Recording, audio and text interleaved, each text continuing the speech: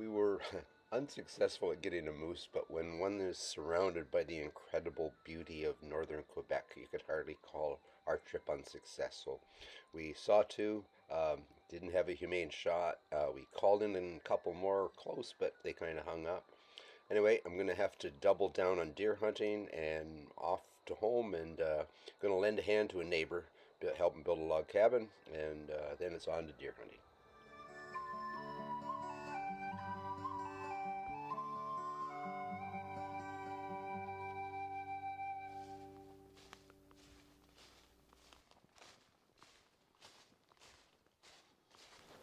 Hello in the camp.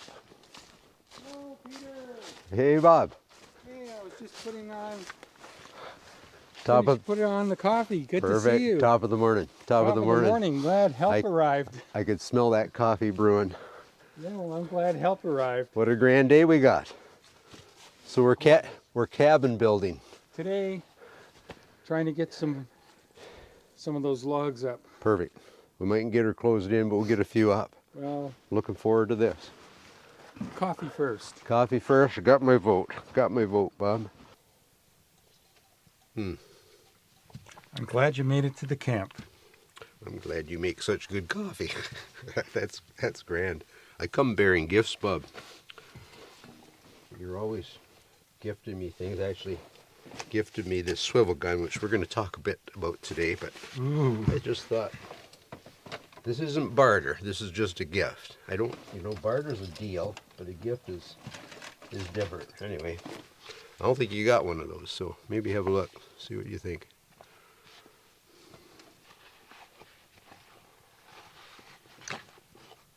My Lord. That is awesome. I did try it out. It smokes fine. That is awesome. Thank you so much. You're quite welcome. My pleasure. Made from a 62 caliber smoothbore. Perfect. Yep. Put them to use when they're no longer of use. It balances nice. A lot of people think they were a tool for chopping wood and stuff. They were strictly a weapon. Yeah, it might come in handy. Yeah, you never know. Actually, Simon Kenton, they say when he died, both sides, although this was the smoking side, obviously, and this one would perceive as the weapon side, but they used both. Simon Kenton, when he passed away, had an indentation of that bowl shape in his skull from one of the 3 times he was captured by the Shawnee. So that would hurt. Either side would work. Either side would work, yeah. That is just an awesome job. Thank you. First attempt. Oh my goodness. With the help from a couple of good friends that are blacksmiths. Very good. Absolutely thrilled. I'm pleased. Thank you so much. So what we tried to do, Bob, is do it historically accurate. So we've welded in a carbon bit in it. And you can just barely see it on one side. The other side you can't. I don't think you can see it on this side, but barely see the weld on the other. In this I use scrapers instead of sandpaper, so I tried to do it traditionally, and I used aquafortis to bring out the brown and a bit of oil on top of it. Probably could use another coat of oil.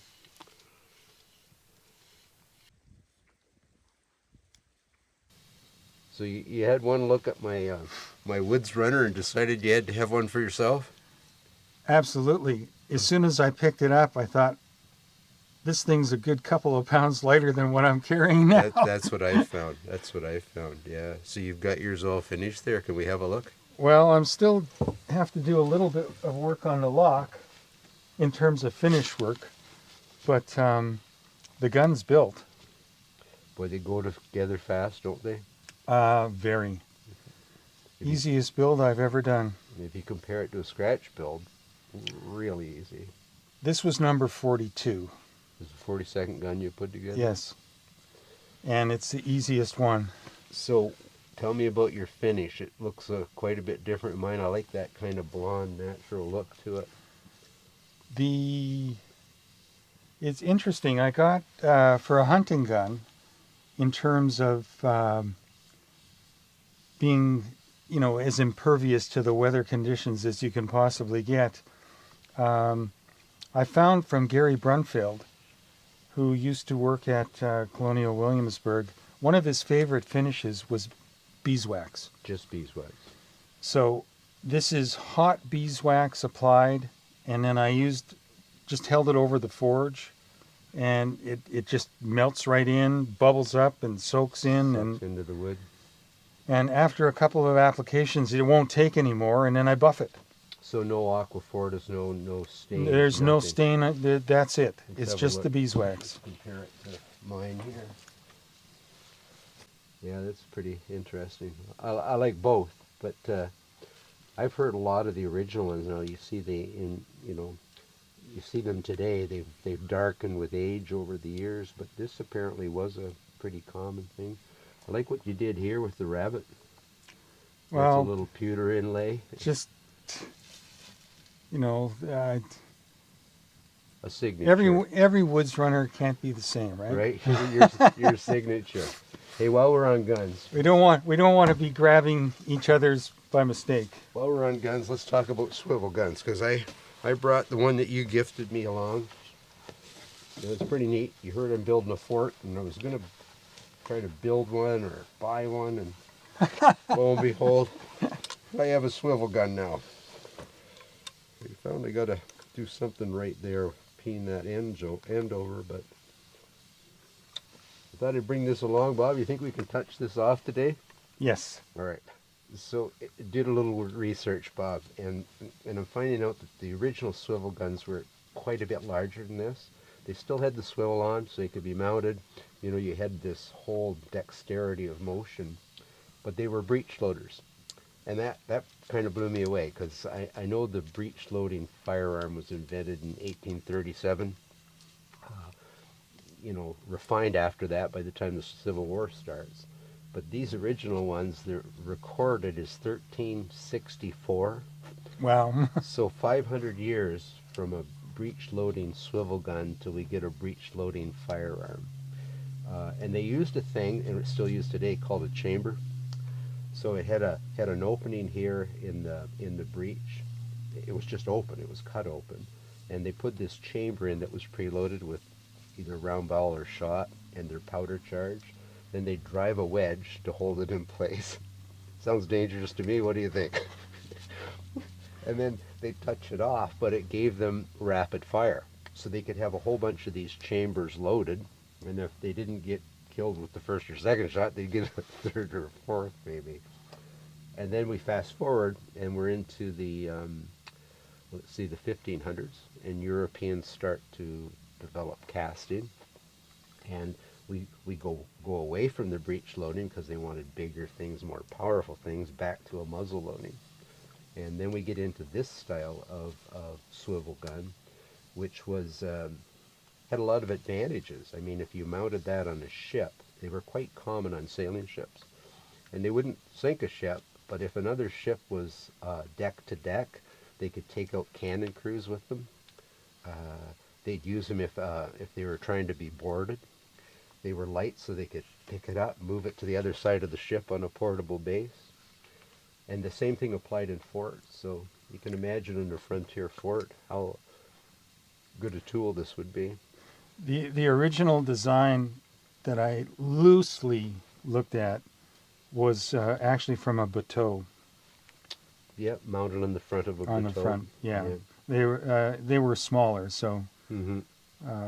Or canoes. Canoes, sure, Voyageurs sure. would sometimes have them during the turbulent times. They'd mount them on the front of a canoe, but they could be moved to the side of the bateau as well. And on the fort, if the if the fray happened to be coming from the west instead of the east, you'd take it off the east wall, move it to the west, and I thank you, because this is going to help defend Kelly Station.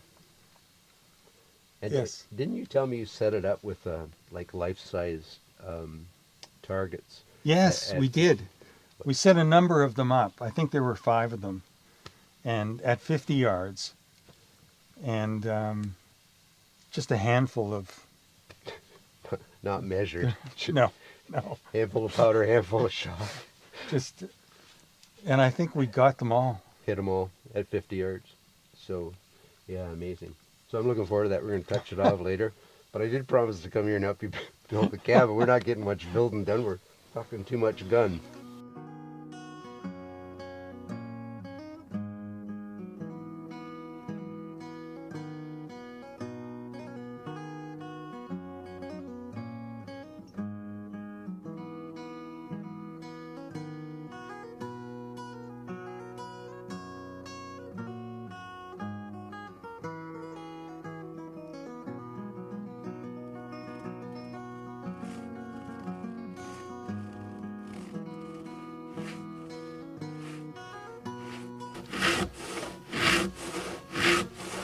Here's something I often thought I'd like to build as a pit saw mill, like an actual mill pit. I just can't get any volunteers to be the guy at the bottom.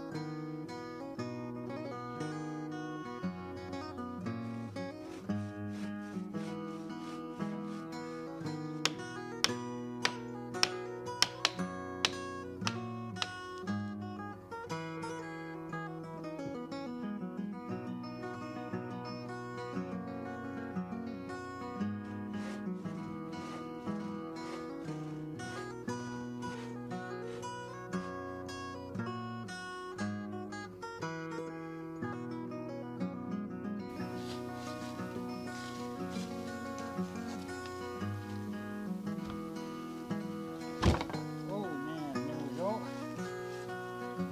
Yay. That's pretty uniform too. Let's get it.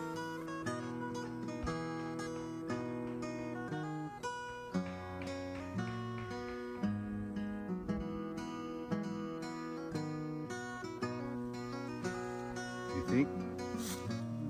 A little more. Right there.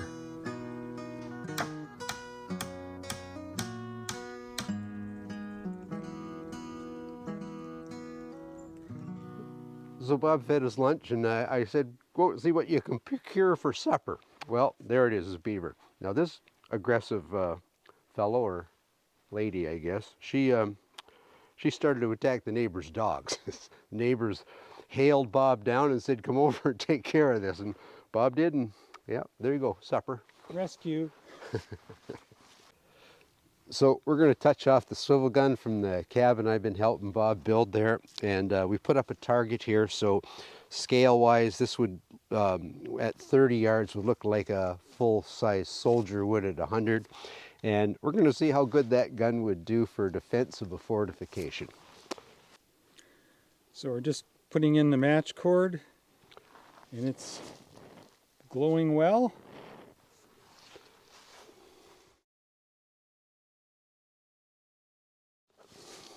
$120, $160. Whatever.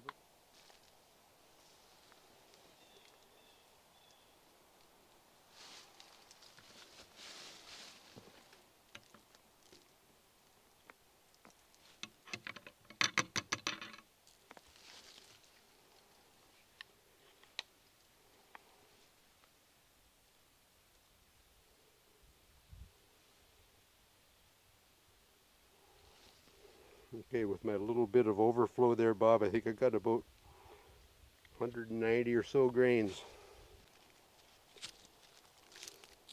Wad.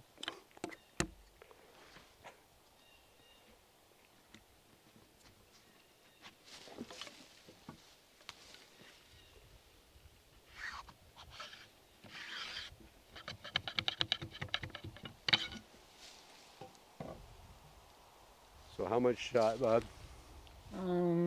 How much you got? We've got lots. Just I like the accuracy of this load. that'll do. So 32 caliber. I think those are 40, Oh yeah, they do look like 40. but who's counting? Rest of the wad. Rest of the wad. Any small pebbles you might want? Nails. Nails, broken glass.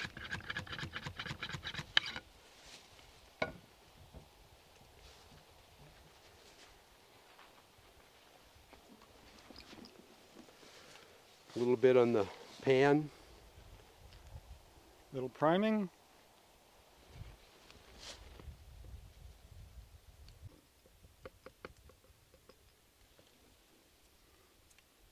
Yep.